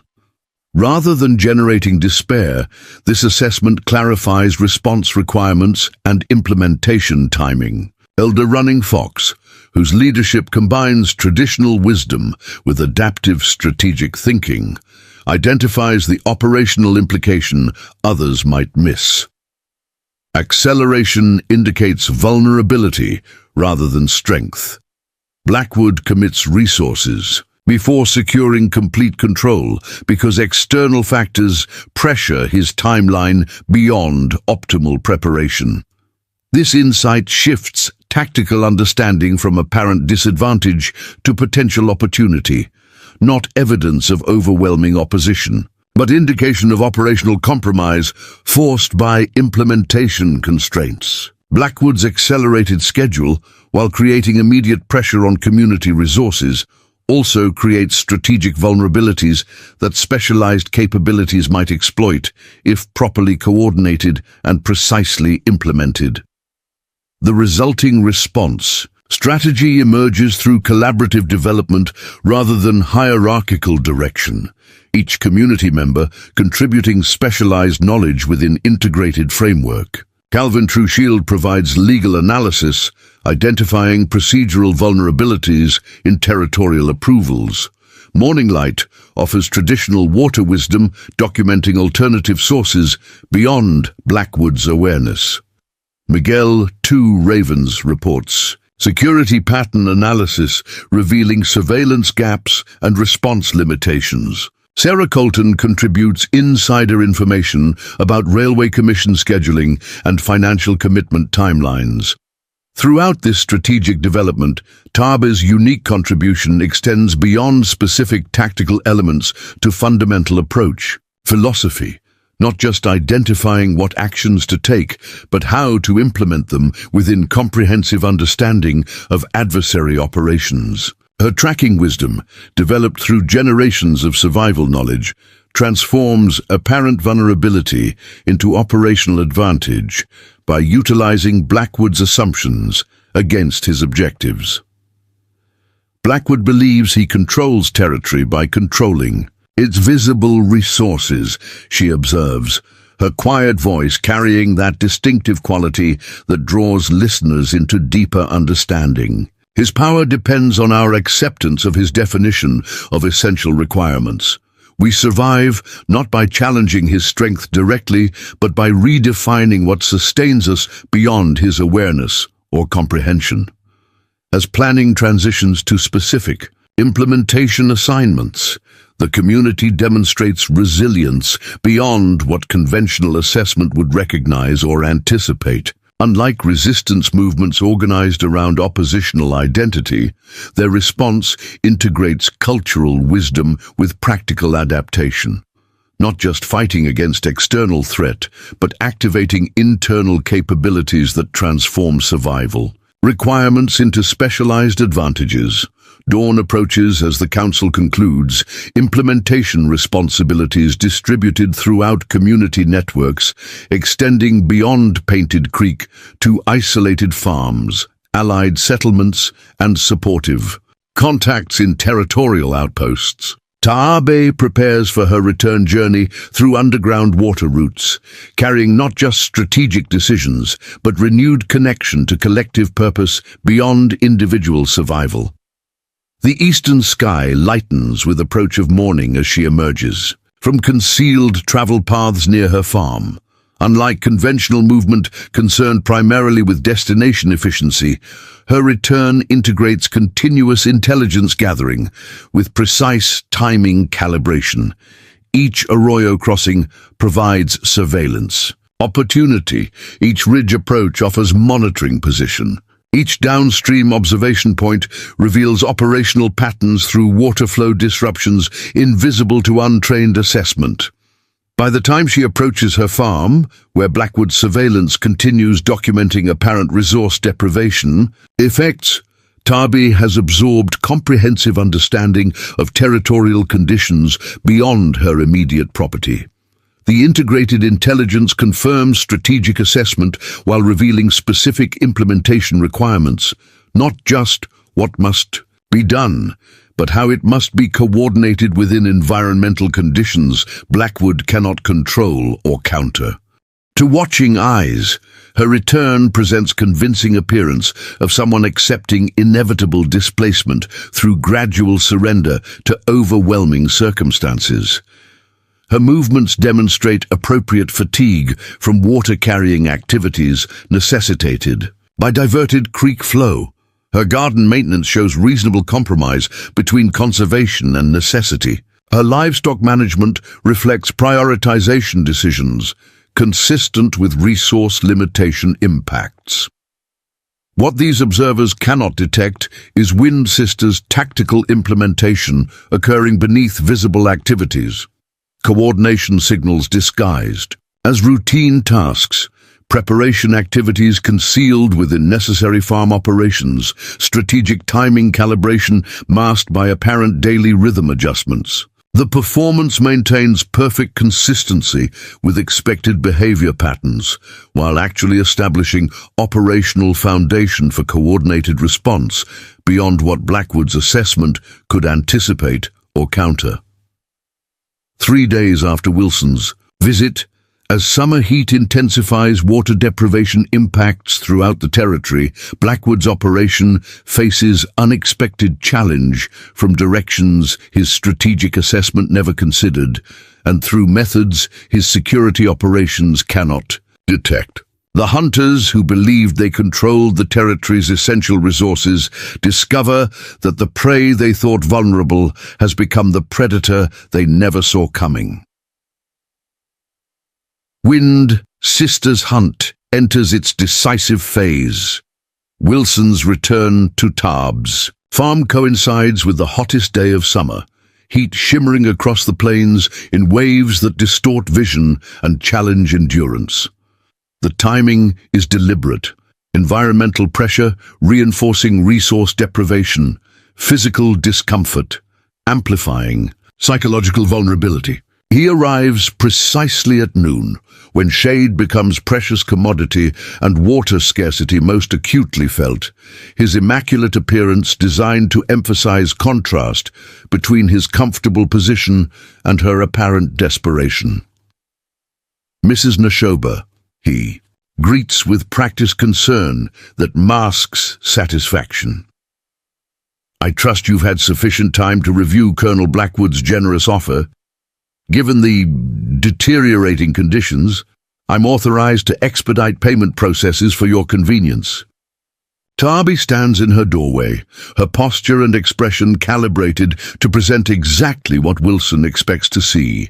A woman weakened by resource deprivation, isolated from support networks, facing inevitable displacement through forces beyond her control. Her visible property shows undeniable stress signs: gardens wilting under water restriction, livestock reduced to essential breeding stock, storage containers empty of reserves that would sustain extended resistance. "I have questions about the offer terms," she responds, her voice carrying appropriate strain while revealing nothing of her actual strategic positioning. The documents Wilson had left contained deliberate technical complexities designed to overwhelm individual comprehension, creating dependency on his interpretation rather than independent assessment. "Of course," Wilson agrees with professional patience that disguises operational urgency.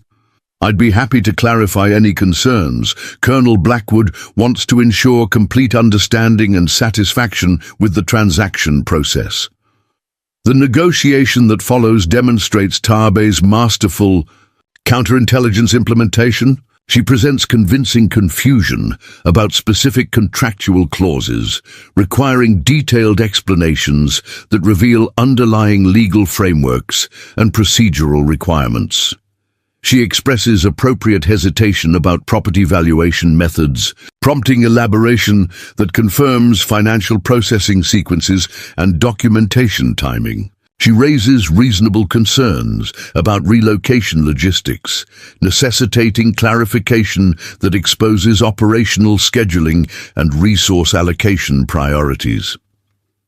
Throughout this exchange, Wilson believes he manages a standard acquisition negotiation, with vulnerable seller requiring additional reassurance before inevitable agreement. What he cannot recognize through professional assessment is that each question, each hesitation, each concern extracts specific intelligence value beyond its apparent purpose, not just clarifying contractual terms, but documenting operational parameters, not merely addressing property valuation, but confirming financial processing procedures, not simply discussing relocation logistics, but mapping implementation sequences. 3 days, Taabe finally states, presenting the apparent surrender Wilson has anticipated while establishing the timing parameter most crucial to coordinated response strategy. "I need 3 days to organize my belongings and prepare for departure." Wilson accepts this reasonable request with visible relief that reveals operational timeline pressure. Colonel Blackwood will be pleased to accommodate such a reasonable time frame. I'll return with payment authorization and transportation assistance on the morning of the third day. The specific scheduling. Morning arrival rather than flexible. Timing provides final confirmation of coordinated operations beyond individual property acquisition. Blackwood's accelerated implementation requires synchronized scheduling across multiple operational components, creating dependency relationships between acquisition sequences, resource allocation timing, and construction implementation that specialized disruption might exploit if precisely targeted and properly coordinated. After Wilson departs, Taabe maintains her performance of reluctant surrender for watching surveillance, her visible activities demonstrating appropriate preparation for imminent departure while revealing nothing of her actual strategic implementation. She sorts personal belongings with convincing emotional attachment to items that must be abandoned. She secures remaining livestock with practical arrangements for essential transportation. She prepares traditional farewell ceremonies appropriate for ancestral land separation. Only when darkness provides concealment does Wind Sister activate the decisive phase of response strategy developed through collaborative planning and implemented through coordinated community networks. Unlike conventional resistance focused on direct opposition to superior resources, her approach targets systemic vulnerabilities within Blackwood's operational structure, not attempting to match his strength but exploiting dependencies his. Accelerated timeline has necessarily created the integration of traditional knowledge with contemporary application, transforms apparent disadvantage into specialized capability. Ancient water wisdom identifies subterranean pressure points where minimal disruption creates maximum impact on surface flow systems. Generational tracking skills pinpoint vulnerabilities in supply routes where targeted intervention compromises multiple operational components simultaneously. Indigenous communication methods coordinate synchronized actions across distributed networks, operating beyond conventional monitoring capabilities. By midnight, implementation begins with precision timing calibrated to environmental conditions. Blackwood cannot control an operational sequences. He cannot adjust without compromising essential objectives. Miguel 2 Ravens leads a specialized team targeting critical equipment vulnerabilities using traditional methods that leave no evidence of deliberate intervention, not sabotage in conventional sense, but systemic disruption disguised as environmental. Complications. Morning light coordinates water flow adjustments through subterranean channels that alter surface conditions without revealing human activation.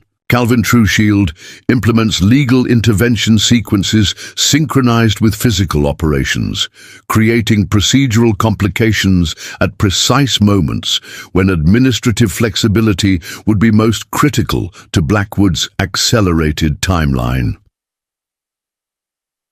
Throughout this coordinated implementation, Taabe herself undertakes the most challenging operational component, direct infiltration of Blackwood's main camp to recover her stolen horses. Unlike the community-based disruption activities occurring simultaneously across the territory, this mission requires Wind Sister's singular tracking capabilities and specialized infiltration skills beyond what even her most promising students have developed.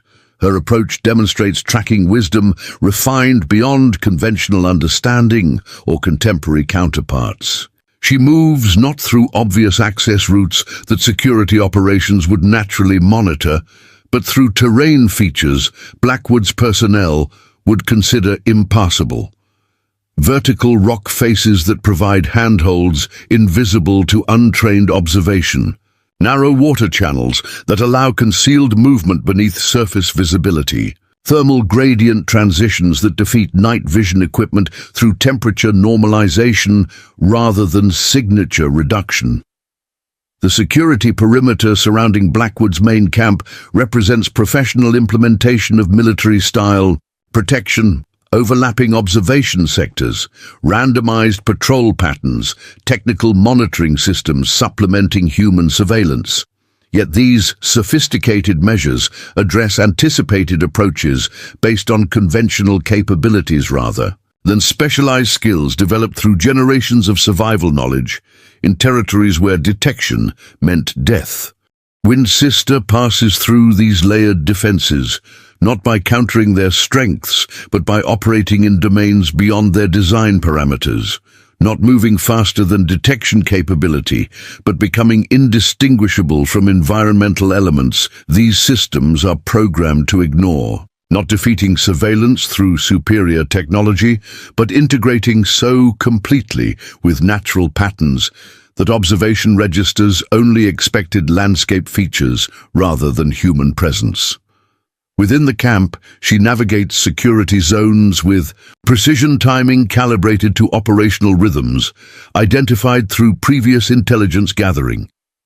Patrol intervals, shift changes, communication sequences, and attention patterns all create momentary vulnerabilities that specialized awareness can exploit if precisely understood and properly utilized. Her movement between these transient security gaps demonstrates not just exceptional stealth, but comprehensive understanding of human behavior within structured systems, not merely avoiding detection, but anticipating reaction patterns that create predictable operational blind spots. The specialized corral containing her stolen horses occupies premium position within the camp layout, its central location and enhanced security, reflecting the animal's value within Blackwood's operational assessment. Unlike standard livestock holdings maintained primarily for utilitarian purposes, these particular horses receive treatment indicating strategic rather than practical importance. Nutritional supplements beyond basic maintenance requirements, specialized handling protocols, documentation procedures suggesting breeding program development rather than simple transportation resources. This exceptional treatment confirms Tabe's earlier assessment, not merely property theft, but strategic acquisition of biological resources with specific value beyond common understanding. The Pinto stallion in particular receives attention indicating recognition of genetic qualities invisible to conventional evaluation. Distinctive attributes developed through generations of specialized breeding knowledge that Blackwood seeks to acquire rather than simply eliminate. Wind Sister approaches the corral not through direct access routes that security would naturally monitor, but through adjacent supply storage areas considered secure by proximity rather than specific protection. Her movement utilizes structural shadows, routine noise patterns, and human attention limitations to create operational invisibility beyond what physical concealment alone could provide.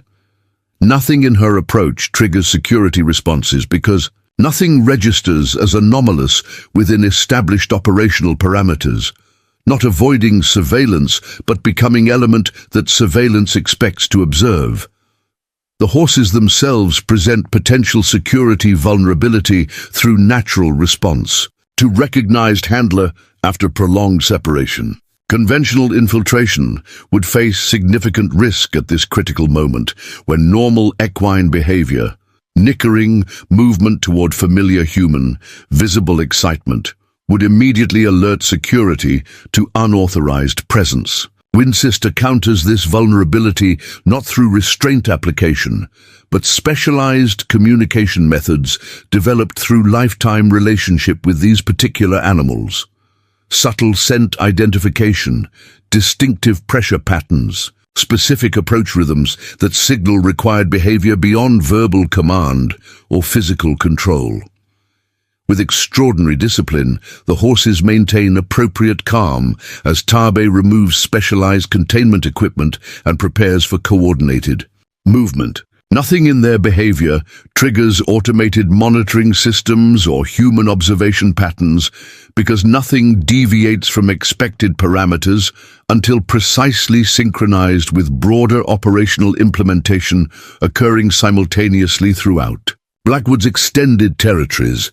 The exfiltration demonstrates Winchester's comprehensive operational understanding beyond tactical movement capability. Rather than attempting immediate departure that would necessarily trigger pursuit response, she integrates the horse's liberation within systematic disruption, occurring simultaneously across multiple operational domains. Camp security finds attention, necessarily divided between equipment failures requiring immediate response, administrative complications demanding leadership engagement, supply chain disruptions affecting critical resource availability, and environmental changes impacting operational conditions beyond human control. Within this coordinated chaos, the absence of 3 specific horses represents minor anomaly easily attributed to containment failure rather than deliberate infiltration. Not security breach demanding comprehensive response, but logistical complication requiring practical solution. By the time systematic inventory would identify specific assets missing rather than merely displaced, Winchester and the recovered horses have moved beyond conventional pursuit capability through routes invisible to traditional tracking methods.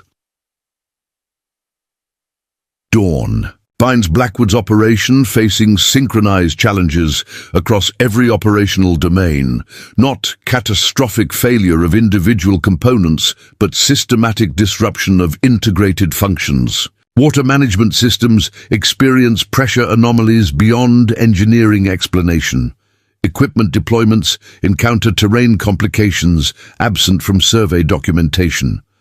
Administrative processes face procedural requirements unanticipated. In implementation scheduling, supply chains confront delivery complications without identifiable causation. What makes these challenges particularly devastating is their apparent disconnection from human intervention, not recognizable sabotage that security operations could counter, but environmental complications that engineering solutions must address. Not identifiable opposition that tactical responses could target, but systemic vulnerabilities that operational adjustments must accommodate. Not external attack that defensive measures could repel, but internal failures that fundamental reassessment must resolve. Colonel Harland Blackwood, whose military background and development experience have created expectation of inevitable success through superior resources and methodical implementation, confronts operational environment beyond his comprehensive understanding or effective control. His authoritarian leadership style, highly effective within hierarchical systems, addressing anticipated challenges through established procedures, finds no appropriate application against distributed complications with no identifiable source or conventional solution. Most destabilizing to Blackwood's operational confidence is the simultaneous arrival of territorial officials whose presence cannot be postponed or managed through established channels. The judicial representatives, tax assessors, and property commissioners arrive with documentation requiring immediate attention. Not routine administrative procedures, but fundamental challenges to operational authorization, resource allocation, and implementation approval that cannot be delegated to subordinates or deferred to subsequent processing. What Blackwood cannot recognize through conventional assessment is that these official interventions represent the culmination of Calvin TrueShield's legal strategy implemented through Sarah Colton's institutional networks, not direct opposition through regulatory challenge, but procedural complication through administrative requirements. Not attempting to defeat authorized development through legal prohibition, but ensuring authorized development requires administrative compliance through documented processes. Not opposing powerful interests directly, but ensuring powerful interests Face bureaucratic requirements, their accelerated timeline cannot accommodate without compromising essential objectives. By mid-morning, when Wilson arrives at Taab's farm with payment authorization and relocation transportation, he finds not surrendered property awaiting acquisition processing, but thriving homestead, demonstrating unexpected revitalization. The gardens previously showing drought stress now display healthy resilience through innovative irrigation. The livestock previously reduced to essential breeding stock now include the distinctive Pinto stallion and painted mares supposedly secured within Blackwood's camp.